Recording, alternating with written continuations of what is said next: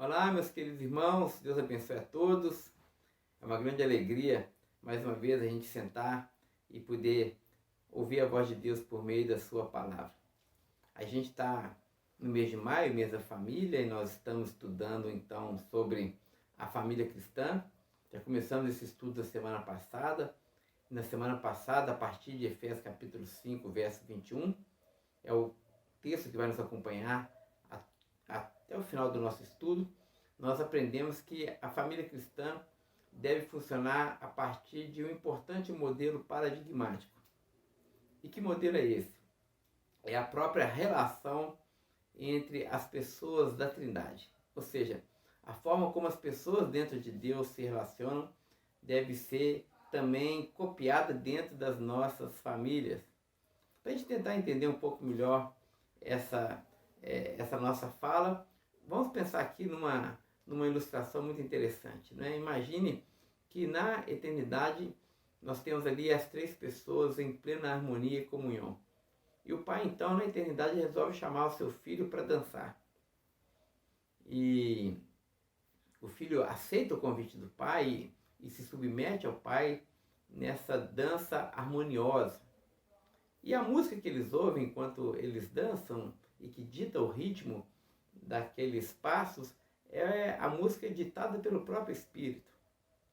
Ou seja, nós temos aqui dois seres dançantes que agora juntos e em harmonia, em sujeição mútua e ouvindo a voz do Espírito que envolve os dois com aquela musicalidade gostosa, agora passam a dançar.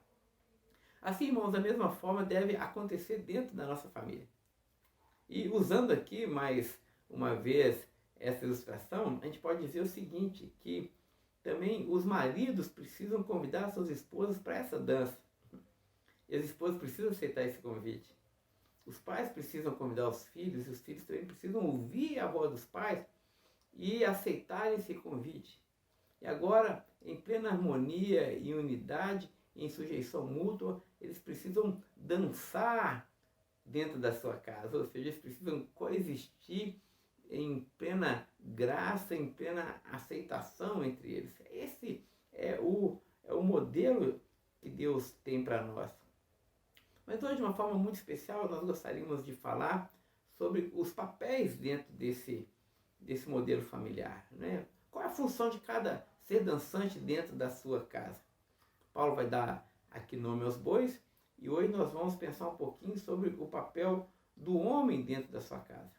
De uma forma ainda mais específica, o papel do marido em relação à sua esposa. E a questão é, como os maridos devem tratar as suas esposas, ou como eles devem conviver com elas? Que modelo o marido precisa seguir? Bom, o modelo do marido é o próprio Cristo. E Paulo vai dizer no verso 21, como nós falamos, que o marido também precisa se sujeitar à sua esposa no temor de Cristo. E como essa sujeição se consuma? No verso 25, Paulo vai dizer então aos maridos. Porque existem algumas coisas, irmãos, que a gente precisa colocar na nossa mente de forma definitiva, não é? Eu gostaria de deixar aqui com os irmãos duas importantes observações. A primeira delas, verso 25, Paulo vai dizer: maridos, cada um de vós deve entender uma coisa, vocês precisam amar a vossa própria esposa. E aqui tem um ponto muito importante, porque Paulo está falando para uma cultura pagã, que é a cultura ali em Éfeso, onde os homens eram habituados a ter várias mulheres. E agora Paulo aqui está estabelecendo um novo padrão, um padrão bíblico agora para os seus ouvintes, dizendo que isso agora é coisa do passado, de agora em diante é apenas um homem para uma mulher. O marido precisa então saber possuir a sua própria mulher, a sua própria esposa. Isso aqui evidentemente implica em tantas coisas, mas eu gostaria de usar uma palavra muito importante para nós, que é a palavra exclusividade. Os maridos precisam ser exclusivos das suas esposas. Ou seja, os pensamentos dos seus maridos precisam ser apenas para suas mulheres. Quem coloca brilho nos olhos do marido só pode ser a esposa. Quem é a dona do nosso corpo é a nossa esposa também. Os nossos desejos precisam agora ser satisfeitos exclusivamente com as nossas mulheres. Esse é o padrão bíblico, meus irmãos, porque, na verdade, não é assim também que Jesus fez com a sua noiva, com a igreja? Se os irmãos estão nos acompanhando nos nossos estudos de João, os irmãos vão se lembrar que Jesus também foi apresentado a várias possibilidades de casamento, não é assim? Jesus foi convidado a atrair sua noiva com o dinheiro, atrair a sua noiva com os prazeres desse mundo, com as glórias transitórias desse mundo, com as honrarias, e ofereceram a Jesus até um trono. Mas Jesus, porque estava enamorado, porque estava comprometido em fidelidade e exclusividade com a sua noiva, que é a igreja, ele rejeitou tudo isso. Ele abandonou tudo isso. Para usar uma linguagem aqui que o apóstolo Paulo usa, ele morreu para tudo isso. Porque ele tinha seus olhos voltados apenas para o seu compromisso com a sua noiva, a igreja. Da mesma forma, meus queridos irmãos, meus queridos maridos, nós também precisamos morrer para todas as outras mulheres. Esse é o padrão bíblico. E agora, já que nos desposamos de uma, agora todo o nosso ser, mente, alma e coração precisa agora ser dedicado e devotado a uma só mulher. Isso é um grande desafio para nós, sobretudo dentro de uma cultura tão liberal e tão promíscua como essa que nós vivemos hoje. Então esse é o primeiro ponto, o primeiro aspecto importante que nós vemos em Cristo, nós precisamos copiar: exclusividade. Guarde essa palavra, exclusividade.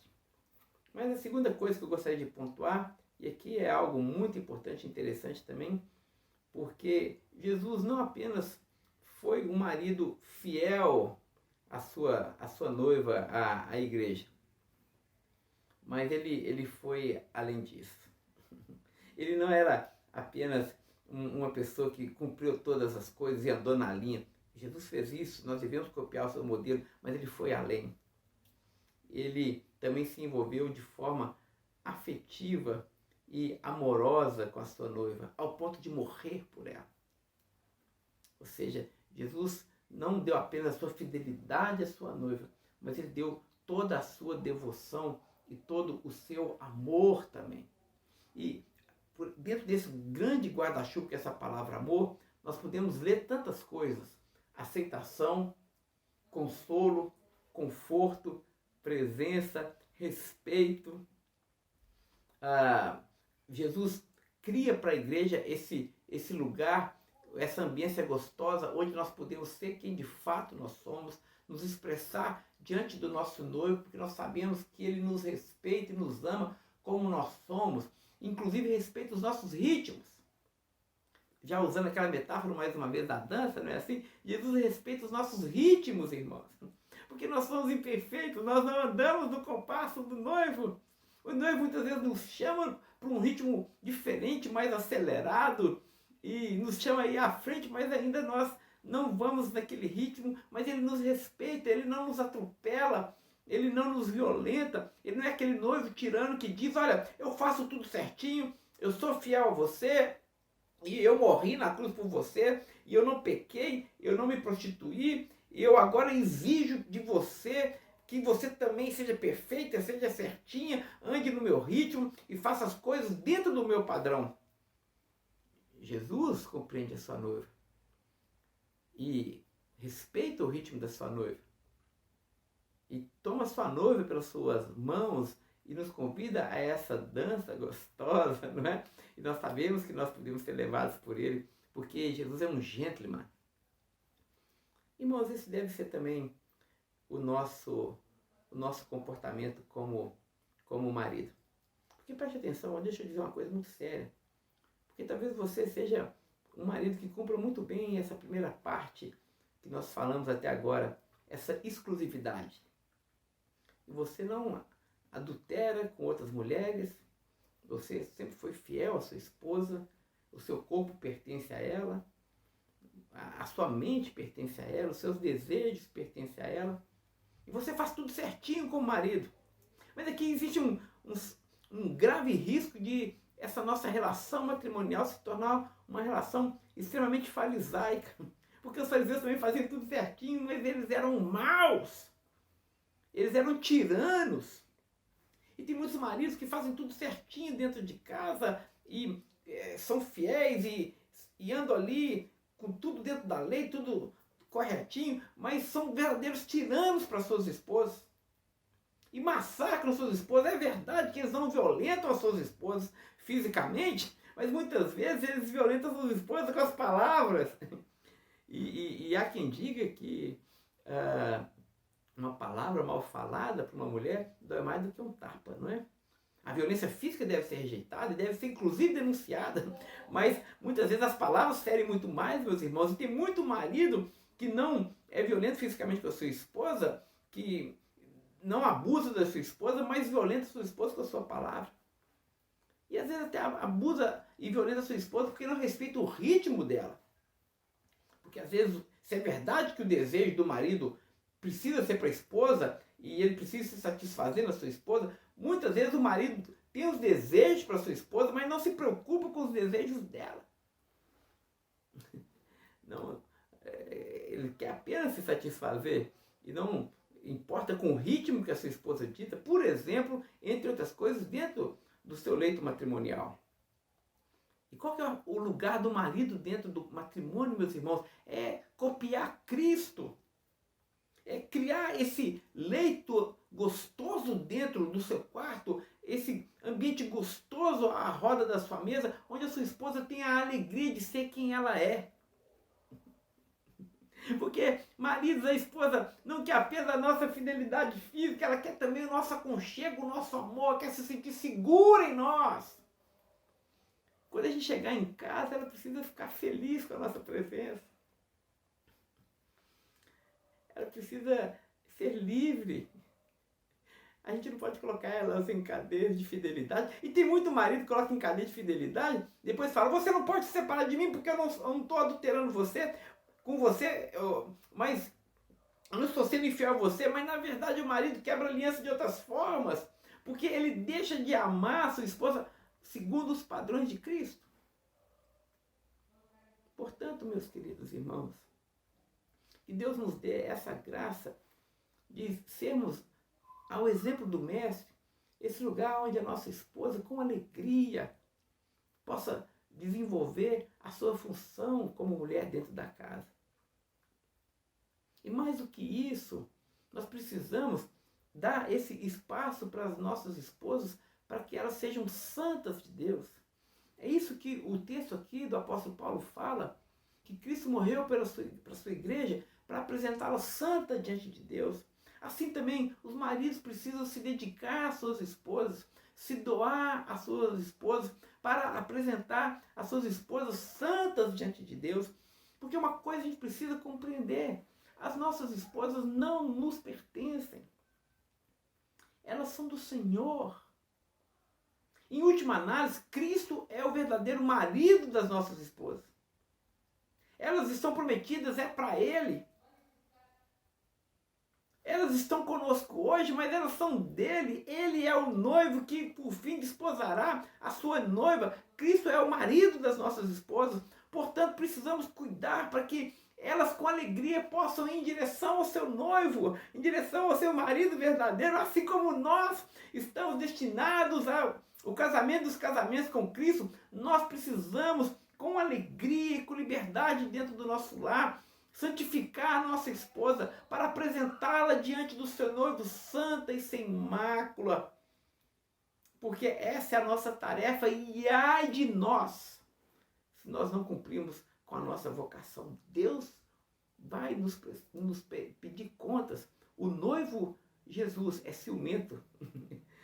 E se a gente não cuidar bem da nossa esposa, não respeitar o seu ritmo, não amar a nossa esposa, não cuidar dela, não respeitar e não aceitá-la da forma como ela é, nós vamos prestar contas diante de Deus.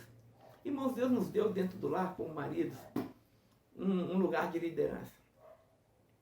Mas essa liderança precisa ser muito bem pautada nas Escrituras.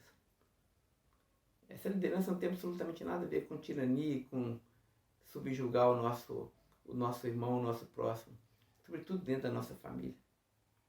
Essa liderança significa morrer. significa dar a nossa vida. Porque se tem alguém que tem que sangrar e sofrer dentro da nossa casa, somos nós.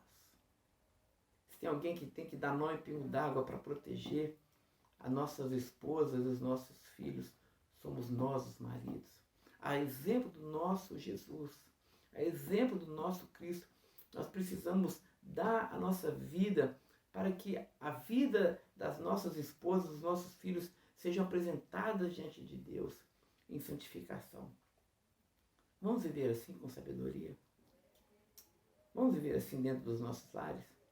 Vamos criar esse lugar para que as nossas esposas nos amem, não como por obrigação, mas por espontânea vontade? Que Deus nos dê essa graça, meus queridos irmãos. E assim, com a graça do Senhor, na quarta-feira a gente continua falando. E agora eu gostaria de falar na quarta que vem para as nossas esposas. Até lá, um forte abraço e fiquem todos em paz.